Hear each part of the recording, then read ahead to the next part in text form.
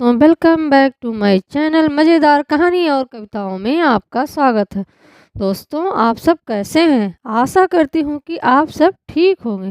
दोस्तों, आज हम आपके लिए लाए हैं एक नई कहानी। वह कहानी है माटी का चबूतरा।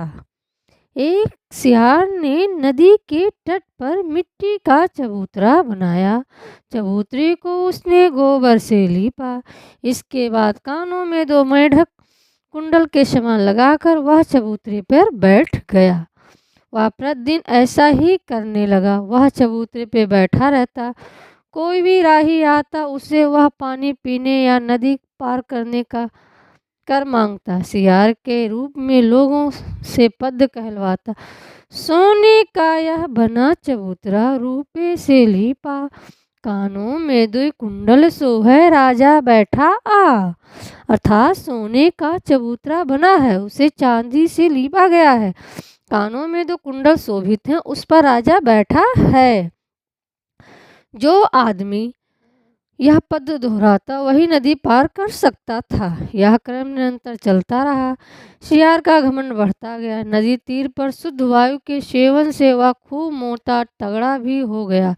इससे जंगल के सभी जीव उससे डरने लगे। जंगल के सभी छोटे जीव नदी में पानी पीने आते।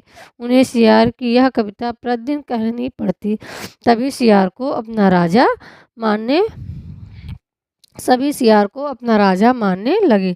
अचानक एक दिन एक हाथी नदी पर पानी पीने आया। सियार घमंड में फूला बैठा था। जो हाथी निकट आया, सियार ने कड़कती आवाज में कहा, सावधान, पहले कह दे तब पानी पीना।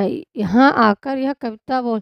सोने का यह बना चबूतरा रूपे से लीपा। कानों में 2 कुंडल सोहे राजा बैठा आ।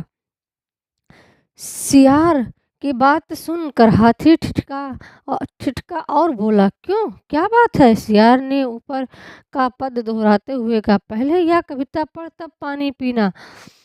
सियार ने हाथी अपने से लघु जीव सियार को इस प्रकार अकड़ते गरजते देखकर बोला, क्यों रे सियार, मैं तेरी बात क्यों कहूँ?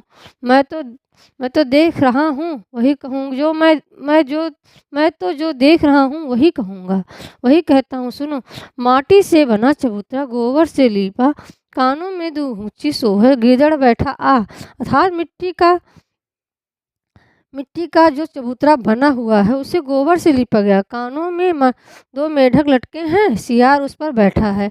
यह सुनते ही सियार गुस्से से लाल पीला होकर बोला, देखता हूँ तू कैसे पानी पीता है। हाथी बोला, मेरी चोट देखी है, इसमें लपेट कर नदी में फेंक दूंगा, फिर राजा बनने का नाम नहीं लोगे। हाथी की बात सुनकर सियार और क्रोधित हो गया और हाथी को गाली देने लगा। तब हाथी ने तत्काल उसे सूंड में लपेट लिया और नदी में फेंकने चला। तब तो सियार को तीनों लोग तथा 14 भुवन दिखाई पड़ने लगे। गिड़गिड़ाते हुए बोला, क्षमा करे गजराज, मैं अब कभी ऐसा नहीं करूँगा, आपकी बड़ी दया होगी। हाथी ने दया करके सियार को छोड़ दिया। सियार कानों में पूंछ उतारकर और सिर पर पांव रख के भागा और फिर कभी उधर लौटकर नहीं आया। रहीम जी ने तो ठीक ही कहा है, जो रहीम ओछो बढ़े तो अत ही इतराए, प्यादे सो फर्जी भयो टेढ़ो टेढ़ो जाए। अर्थात ओछे लोग जब प्रगति करते हैं तो बहुत ही इतराते हैं। वैसे ही जैसे शतरंज के खेल पर जब प्यादा फर्जी बन जाता है तो वह टेढ़ी चाल चलने लगता है। गाइस, आपको हमारी कहानी कैसे लगी यह हमें कमेंट बॉक्स में ज़रूर बताएं और हमारे चैनल को लाइक और सब्सक्राइब करें। नमस्कार गाइस।